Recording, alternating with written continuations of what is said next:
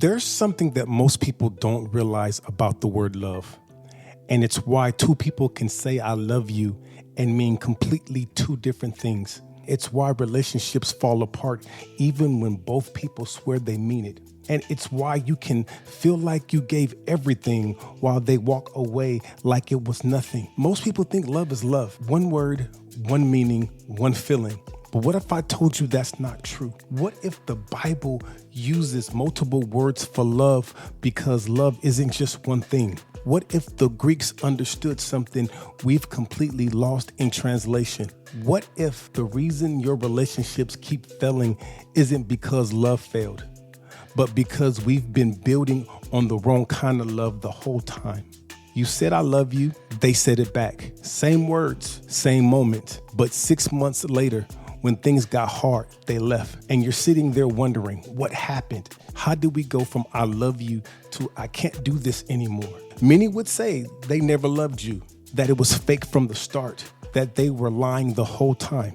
But what if they did love you? What if they meant it when they said it? What if the love was real, but it was the wrong kind of love? What if the problem wasn't that they didn't love you, but that you were speaking two completely different languages the whole time? Buckle up, because I'm about to take you for a ride.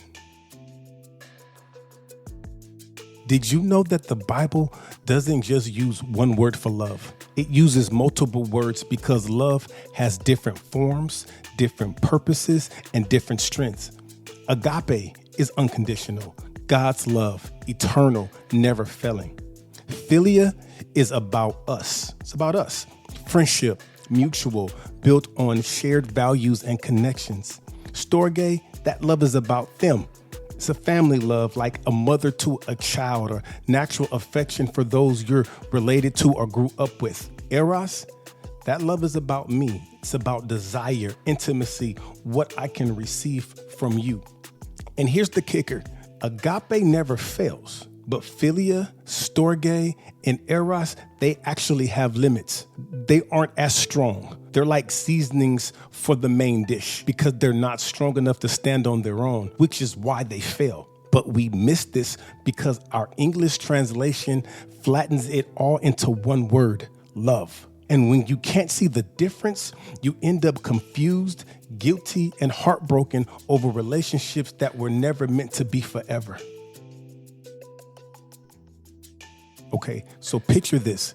Jesus and Peter were eating breakfast when Jesus asked the most uncomfortable question you could ask someone who just betrayed you 3 times. Not in private, not in a therapy session, not even in a quiet moment by the lake. At the table in front of everybody, Jesus asked, "Do you love me?" But here's what makes this moment so powerful and what most of us miss completely.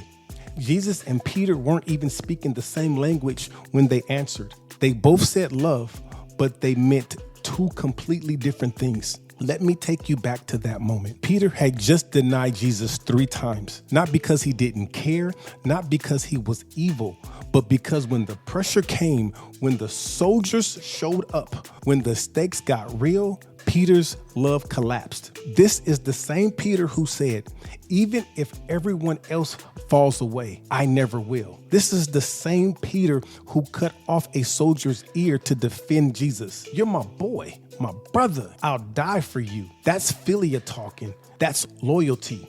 That's my love is stronger than theirs. But when it mattered most, Peter denied Jesus 3 times. And now, after Jesus had died and risen from the dead, they're sitting at a table together. Can you imagine the tension?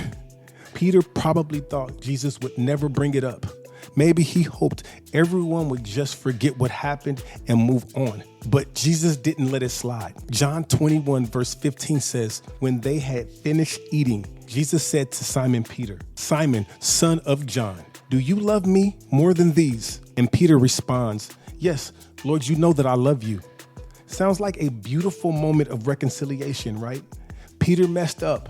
Jesus forgives him. They move forward.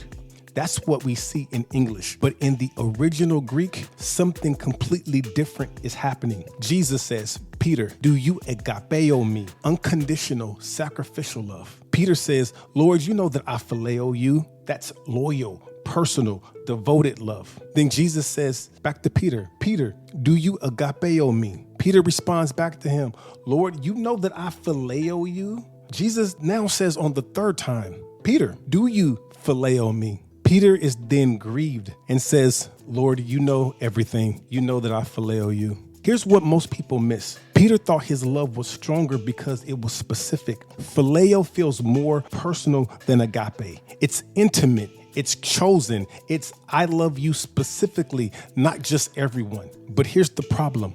Phileo didn't survive under pressure. When the stakes got high, Peter's phileo crumbled. He denied Jesus 3 times. Not because phileo isn't real, but because phileo is conditional. It's built on proximity, shared values, emotional connection.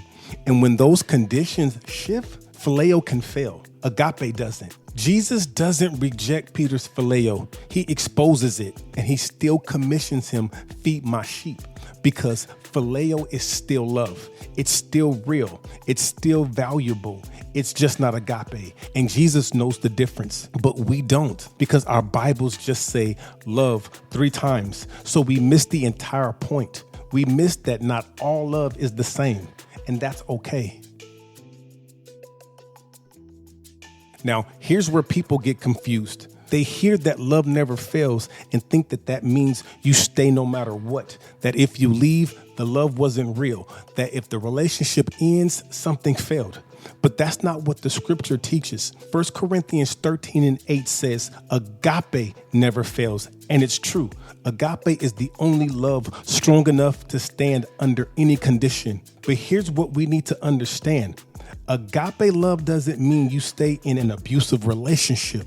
Love never fails, but relationships can. You're not leaving because there's no more love. You're leaving because you don't feel safe. You're not leaving because you're hurt, though it does hurt to leave.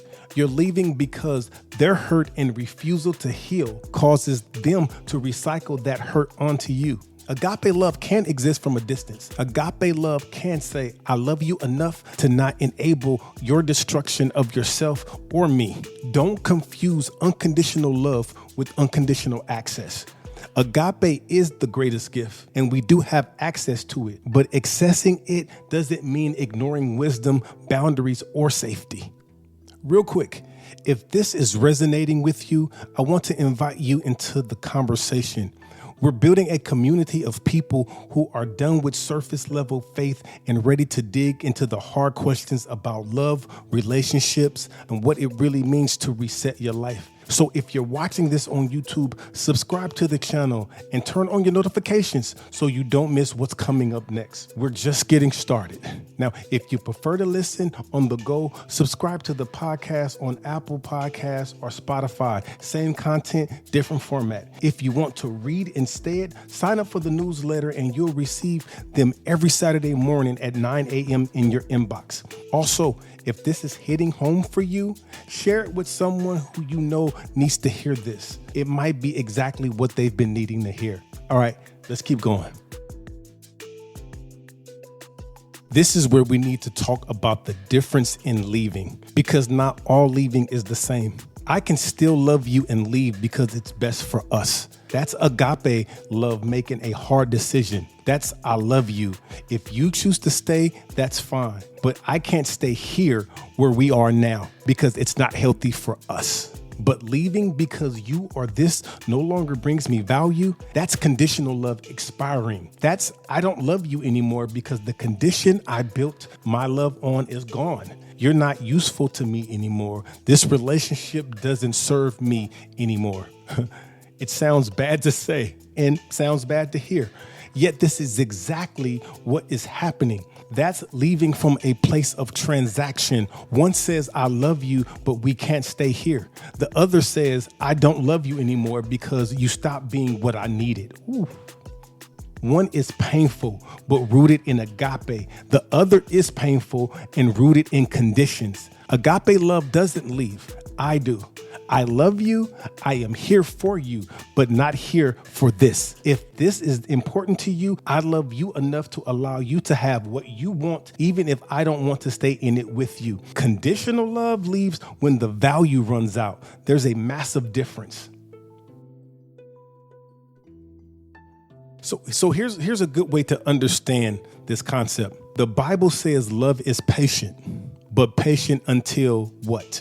Let's be honest. Most of us think we're operating in agape love until something shifts. And then we realize, oh, that wasn't agape. That was conditional love dressed in Sunday clothes. So here's the test.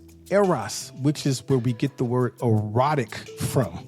Eros love says, I was patient until we had sex. Oof. Or until the passion faded, or until they gained weight, or until the romance wore off.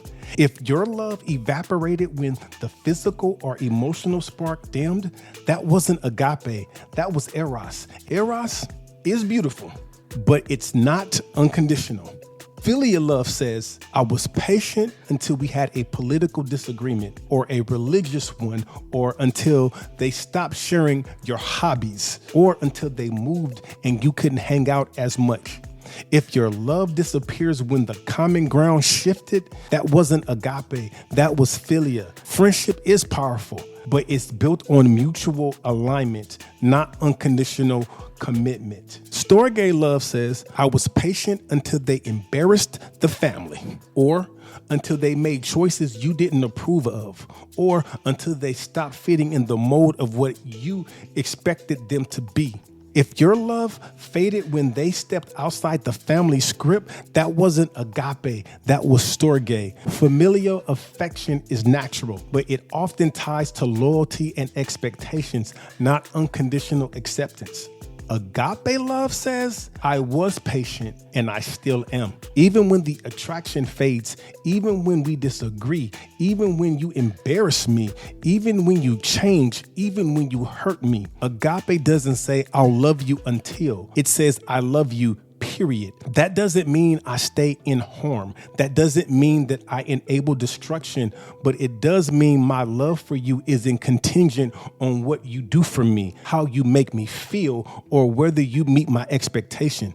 So here's the question. When your patience ran out, what condition did it reveal? Because the truth is, most of us have been operating in conditional love and calling it agape. And that's why we're confused when relationships end. That's why we feel betrayed when someone says, I don't love you anymore. They're not lying. They really don't love you anymore because the condition expired. But if you had built on agape, the relationship might have shifted, the season might have changed, but the love, it would still be there. Seasons change, and so do needs. This is how people just grow out of love. It's true. You can grow out of conditional love. This is why it's true when people say, I don't love you anymore. That condition has been met. The need has been fulfilled. The season has passed. If I had low self-esteem and hearing words of affirmation is what I need to feel love, the condition of that love is based on your words of affirmation, not you. So when I no longer need words of affirmation, when I heal, when I grow, when my self-esteem improves, I have to actually like you. And unfortunately, maybe unintentionally, I never loved you. I loved what you did for me. This is why people wake up one day and say, I don't love you anymore. Sometimes it's because you changed. Sometimes it's because they changed. Sometimes it's because the condition they built their love on changed. The need you were meeting is no longer a need. And without that condition, there's no foundation. When you build on agape, seasons can change and the love doesn't. You can grow, they can grow, needs can shift, circumstances can evolve, but the love remains because it was never dependent on those things in the first place. Agape doesn't say, I love you because you meet my needs. Agape says, I love you and I'm grateful you meet my needs. One is conditional. The other is conditional with gratitude. One collapses when the condition changes. The other adapts because the foundation never moved. This is why checking your foundation matters, because if your love is built on what someone does for you, what happens when they stop doing it? What happens when you no longer need it? What happens when the season changes? The love, it dies, not because love failed, but because it was never agape to begin with. Now, here's where it gets freeing. Not every relationship is designed to last forever, and that's okay. Because here's the truth. Philia, storge, and eros can complete their purpose. They're not failures when they end. They fulfilled what they were designed to do. The Bible shows us this over and over. Jonathan and David had a covenant friendship, Philia, that was deep, sacrificial, and real. But when Jonathan died, David didn't stop living. He honored the love, but he moved forward. Paul and Barnabas had a partnership that changed the world, but they had a sharp disagreement and parted ways. Years later, Paul still honors Barnabas. The love was real. The season was complete. Ruth and Naomi had a bond that carried them through loss and grief. But when Ruth married Boaz, the relationship shifted. It didn't end, it transformed. Jesus looked at the rich young ruler and loved him, but let him walk away. Because love doesn't always mean holding on. Sometimes it means releasing someone to their own journey. So when someone says, I don't love you anymore because you stopped being what I needed, maybe it's not betrayal. Maybe it's completion. Maybe what they needed you for was accomplished. Maybe you were assigned to that season not to stay forever, but to help them grow, heal, or transition.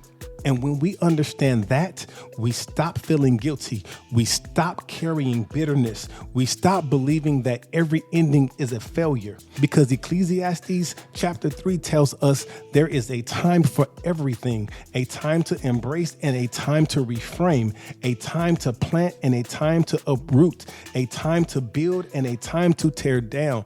Not because love failed, but because love fulfilled its assignment.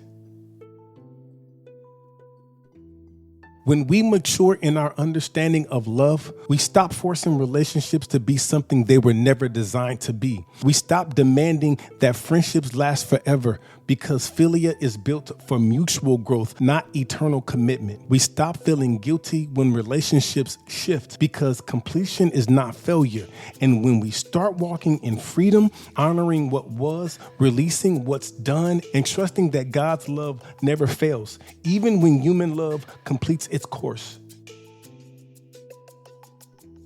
So here's my question for you. What relationship are you still carrying guilt over? What friendship have you labeled as failed because they didn't last forever? What love have you called fake because the season ended? What people are you holding on to, not because the love is still healthy, but because you've been told that real love never walks away? Here's what I want you to do. Take a moment. Think about one relationship that ended and ask yourself, was it agape or was it philia, storge, or eros? Did the love fail or did it complete its purpose? Am I carrying guilt for something that was never designed to last forever? Give yourself permission to release it, not because the love wasn't real, but because completion is not failure. You didn't fail. The love was real. The season was complete. And once you see that, you stop carrying weight that was never yours to hold. If this resonated with you, I want to hear from you. Leave a comment and tell me what relationship came to mind as you were listening to this. What guilt are you ready to release? What questions do you still have about love, seasons, and letting go? I read every comment and I'll reply because this conversation is just getting started.